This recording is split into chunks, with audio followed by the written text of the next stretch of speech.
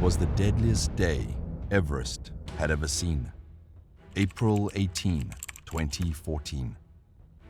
High up in the Khumbu icefall, one of the most treacherous sections of the entire climb, a massive avalanche came crashing down. 16 Sherpas were killed. 9 more were injured. It wasn't just a tragedy. It was a breaking point. Because this time, it wasn't Western climbers who paid the price. It was the Sherpas, the ones who carried the weight of Everest, season after season. They're the backbone of Everest's climbing industry, the ones who take the biggest risks, but often go unnoticed. They weren't chasing glory. They weren't trying to summit. They were working, hauling gear, fixing ropes, making the climb possible for others. But when the icefall collapsed, it exposed something deeper. The people risking the most were the ones with the least control. And for the first time, some Sherpas said enough. This is Mountain Mayhem, real stories, told by a real narrator with a kind of depth you won't find in most videos out there. If you're into true climbs, chaos, and courage, hit subscribe. We've got more mayhem coming. Sherpas rarely make the headlines. They're the ones hauling all the gear, fixing the ropes, and building the routes, while clients pose for summit photos. Each year, 350 to 450 high-altitude workers, mostly from the Sherpa ethnic group, support the mountain's climbing season. They fix ropes, carry loads, set up camps, and guide clients towards the summit. It's dangerous work, but for many, it's the best-paying job available. A high-altitude porter might earn $125 a day. That can add up to over $5,000 in a season, nearly 10 times Nepal's average annual income. They grow up on stories of Everest, stories of success, respect, and money earned on the mountain. And with few other options back home, climbing often feels like the only path forward. The problems on Everest had been building for years. In 2013, 8 climbers died on Everest. One of them was Nyamgal Sherpa, a respected mountaineer who had summited Everest 10 times and devoted himself to humanitarian work in his home region. The following year, tensions escalated again, this time into a confrontation.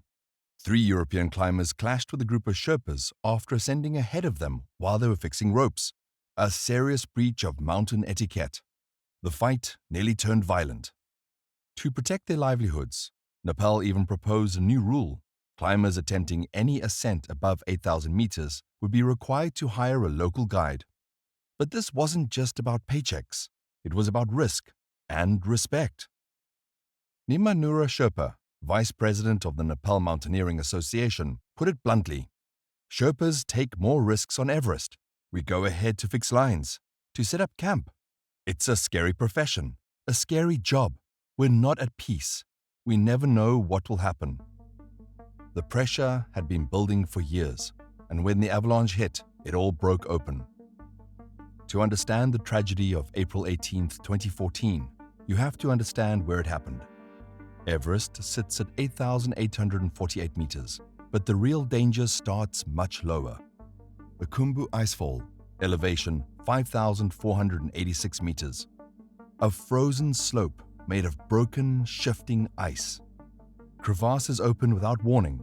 Seracs, massive towers of ice, can stand for months, then collapse without warning. The entire glacier is slowly sliding downhill. The icefall is the first major obstacle in Everest and the most unpredictable. Imagine a giant conveyor belt made of house-sized ice blocks, all shifting unpredictably. That's what climbers have to cross to reach the upper slopes. To get through it, they use a series of ladders, fixed ropes, and sheer nerve. Most climbers cross it several times during acclimatization, often as many as 8 trips. One wrong step, and you're in a crevasse. One unlucky moment, and an entire wall of ice comes down on you. Sherpas go through the icefall a staggering 30 to 40 times in a season, carrying tents, oxygen, ropes, and fuel. Mountaineer Conrad Anker said it was just a matter of time. The Khumbu is probably the most dangerous single place in the climbing world. You can just sit at base camp during the day and watch avalanches roar down right over the climbing route. It scares everyone. And before any climbing is even possible, a small team goes in first, the icefall doctors. Their job is to build the route. They're the ones who fix the ladders, set the ropes, and find a safe line through the chaos. It's brutal work, slow, dangerous, and done at altitude, often at night when temperatures are cooler and the icefall is more stable. They check the route daily. Sometimes they have to rebuild it overnight. One serac shift, and yesterday's path is gone. In 2014, the icefall doctors were already reporting more movement than usual. The glacier was shifting faster. The seracs were bigger. Everything felt off. But the season was underway, and work had to continue. The day before the avalanche, Everest was alive with movement. Climbers were settling in at base camp. Teams from around the world had arrived. Tents were going up. But before they even think about the summit, they have to acclimatize. That means weeks of climbing up and down the mountain repeatedly, letting their bodies adjust to the brutal altitude. By April 17, the route through the icefall was set, but something wasn't right.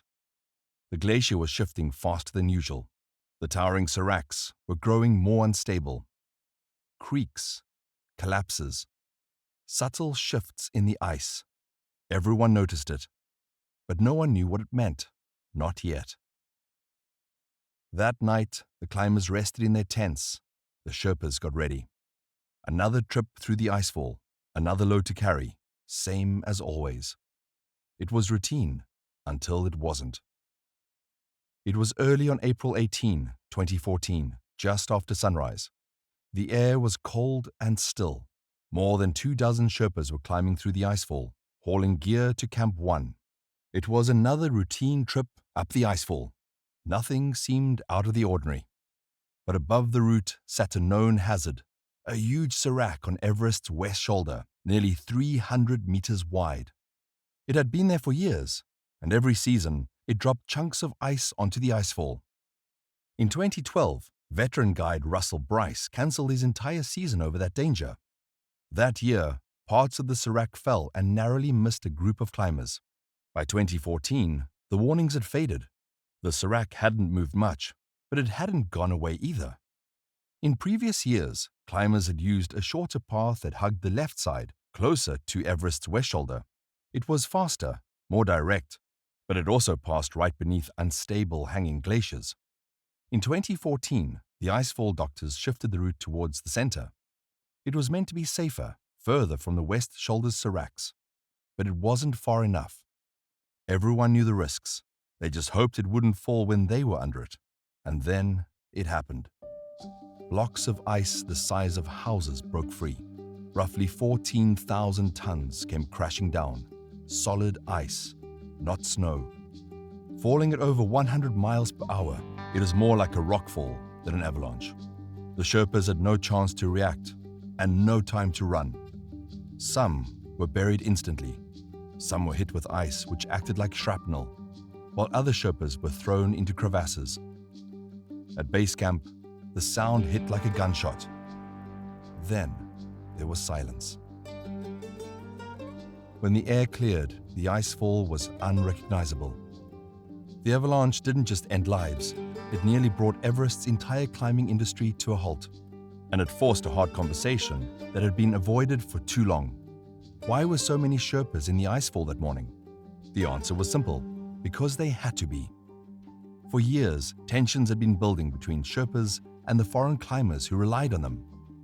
But after 16 of their own were killed in a single morning, something snapped. At base camp, grief turned to anger. Some Sherpas walked off the mountain immediately. Others demanded the season be cancelled out of respect for the dead. Some foreign climbers supported the decision. Others insisted on continuing, arguing that they had invested too much to turn back. Tempers flared. There were reports of near fistfights between climbers and Sherpas. Some guiding companies voluntarily shut down their operations. Others waited, watched. Base camp sat in limbo. In the end, most expeditions were called off, but the fallout had only just begun. The Nepalese government scrambled to contain the fallout. They increased insurance payouts, raising the death benefit from $10,000 to $15,000 per Sherpa. They promised better support for injured workers and more funding for the icefall doctors. But many Sherpas felt it wasn't enough. The core problem remained.